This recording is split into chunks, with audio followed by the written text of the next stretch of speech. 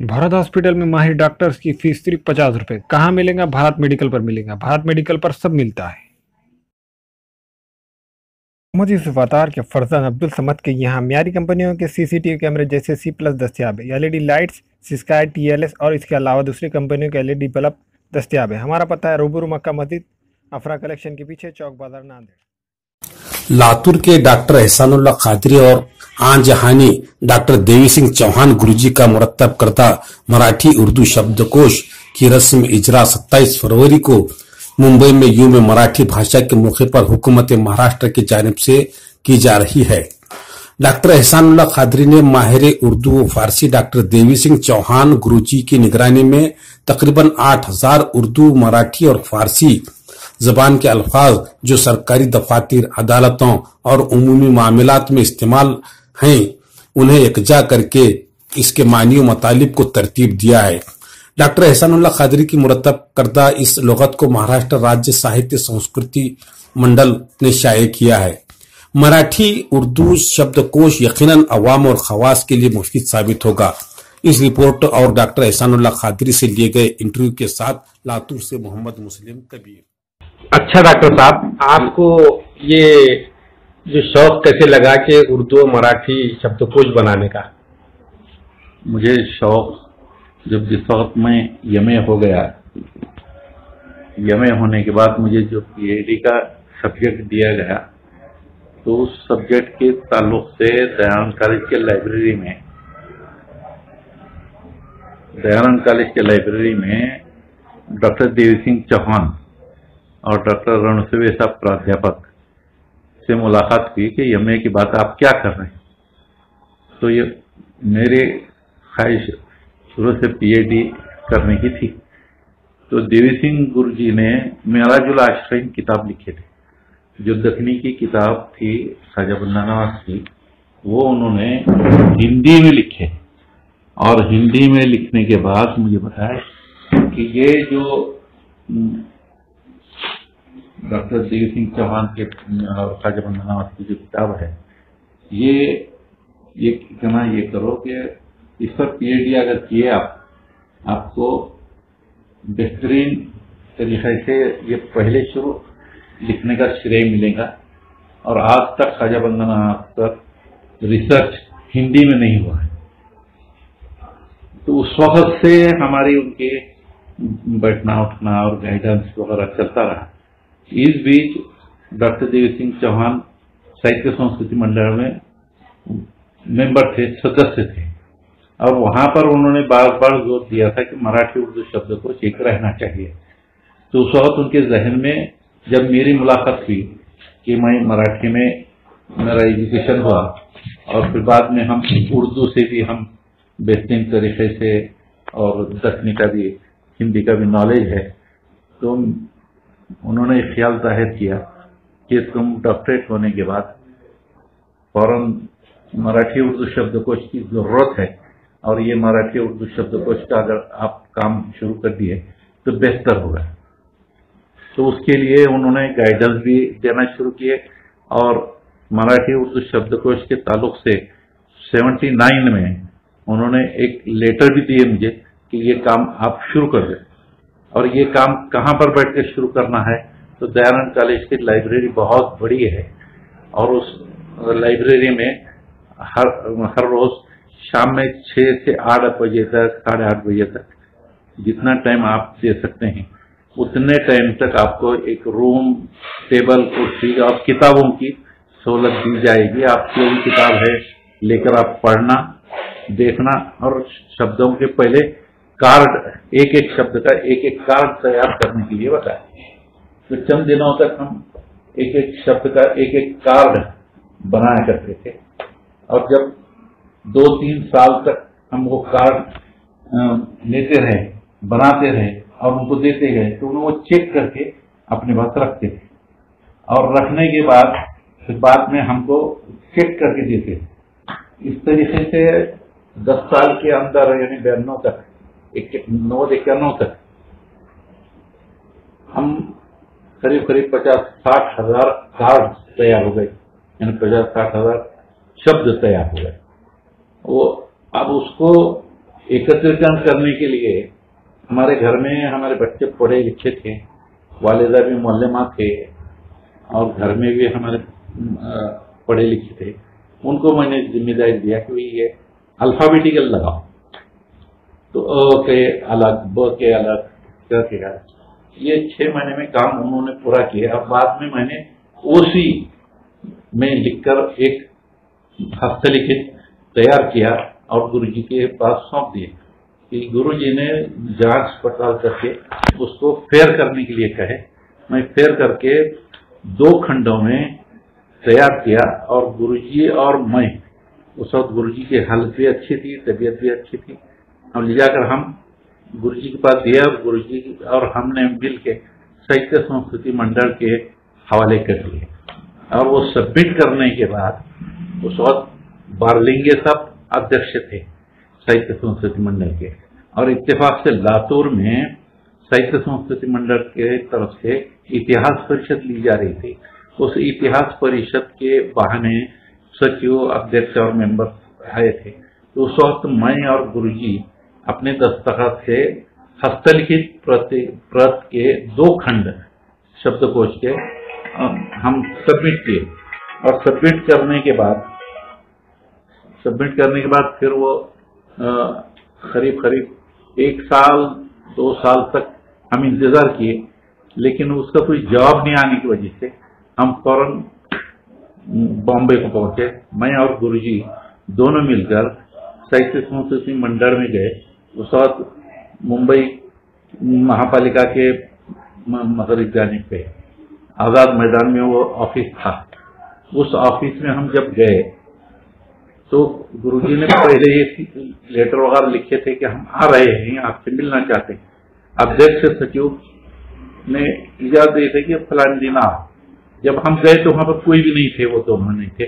तीसरे ही कोई तो क्लर्क वगैरह, ये सीनियर क्लर्क वो जो हैंडल करते हैं वो क्लर्क लोग मिले। उनसे डॉक्टर देवी सिंह चौहान ने कहे कि भाई मराठी उर्दू शब्दकोश को दाखिल करके 2-3 साल हो रहे और आपका जवाब भी नहीं, और क्या हाल है। तो उसने कहा कि भाई हमारे कोकण के लिए और मुंबई के लिए साहित्य के लिए बजट नहीं है, कम पड़ रहा है। मराठवाड़ा के लिए हम कहां से बजट लेकर आएंगे, इसलिए वो पेंडिंग में है। ये सुनने के बाद गुरुजी और हम वापस आ गए। गुरुजी को बहुत बुरा लगा कि भाई ये इतनी मेहनत करने के बाद और इतने पत्र व्यवहार करने के बाद जवाब भी देते नहीं।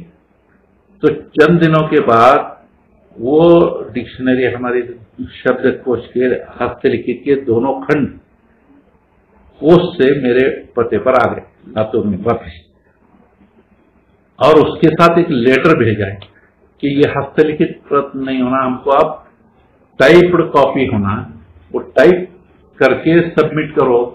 और वो थोड़े दिनों के बाद तो दूसरा एक लेटर आया कि कंप्यूटराइज्ड टाइप करके भेजो। अब हमको बड़ी दिक्कत हो गई कि भाई अभी तक तो कोई अनुदान नहीं मिला और दिए नहीं अनुदान। सहायक के लिए कुछ अनुदान महीने को देने वाले थे, वो उनके वायदे के मुताबिक वो भी नहीं दिए। आखिर फिर इसका खर्चा अखराजात कैसे उठाना, इस पर गुरुजी ने बहुत सोच कर मुझे बताया कि कैसा भी करो, किस तरीके से भी करो, ये जो काम है चाहे वो मंडल जो भी देगा तो वो भी एक दिन खत्म हो जाएगा, लेकिन तुम जब समाज के लिए, अपनी कौम के लिए, देश के लिए जो देने वाले हैं वो कभी खत्म नहीं होने वाला है। इसी बात पर मैं फिर कोशिश में लग गया और बहुत अच्छी तरीके से ऐसी तलाश किया हमने कि जो कंप्यूटराइज टाइप करने वाले अगर कोई मिल गए तो उसकी तलाश में 1-2 साल चले गए। पुणे वाला एक मिला, पुणे का एक जो एक्सपर्ट था, और वो हाथ में लिए और वो कहने लगे कि पुणे और लातूर का सफर हर वक्त जाना, 8 दिन में, 4 दिन में, 15 दिन, ऐसे 6 महीने तक हम चक्कर लगाते रहे। और वो कुछ लिखे और कुछ नहीं लिखे, अनकम्प्लीट स्थिति में वो हमारे पास वापिस किए, लेकिन वो सबमिट करने के बाद वो कुछ एक्सेप्ट नहीं हुआ। इस वजह से एक्सेप्ट नहीं हुआ कि वो पूरा अधूरा टाइप किया हुआ, यानी दूसरी मरतबा सबमिट किए वो भी वापिस हुआ। और वापिस हुआ, लेकिन जब हस्तलिखित प्रत हम उनको मांगे तो वो गायब कर दिए उसको, वो हमको वापिस नहीं दिए। और हमने फिर कोर्ट की वगैरह धमकी दी उनको कि भाई अगर आप वो हस्तलिखित प्रत हमको अगर नहीं देंगे, उसका यूज करेंगे आप, तो हम कोर्ट में जाएंगे और पिटीशन दाखिल करेंगे आपके खिलाफ। तो उस पर से फिर बाद में वो कुछ माने नहीं, सुने नहीं, लेकिन हमको दिए भी नहीं। लेकिन मेरे पास वो कागज थे और हस्तलिखित ओसी थी मेरे पास। उस ओसी से फिर और दोबारा हम तैयार करना शुरू किए। वो करीब 2013 तक हम इंतजार देखे। 13-14 के बाद फिर वो हम कंप्यूटराइज कॉपी तैयार करने में लग गए थे। इस दौरान साहित्य संस्कृति मंडल में मराठवाड़ा के एक जाने माने शख्सियत लेखक बाबा भांड साहब की अपॉइंटमेंट हुई और बाबा भांड साहब के कोशिशों की वजह से और जद्दोजहद की वजह से और मराठवाड़ा से दिलचस्पी रखने की वजह से उन्होंने कहा कि ये 1 साल के अंदर मुझे टाइप करके भेज दो, मैं उसको प्रकाशित करूंगा, इसलिए कि इसकी बहुत अहमियत है। और उसमें ये 30 साल का रिकॉर्ड मिलने के लिए दिक्कत हो रही थी। उसमें मीनाक्षी पाटिल सचिव, जो साहित्य संस्कृति मंडल के सचिव थे, वो बहुत ही दिलचस्पी से वो सब रिकॉर्ड ढूंढ कर निकाले।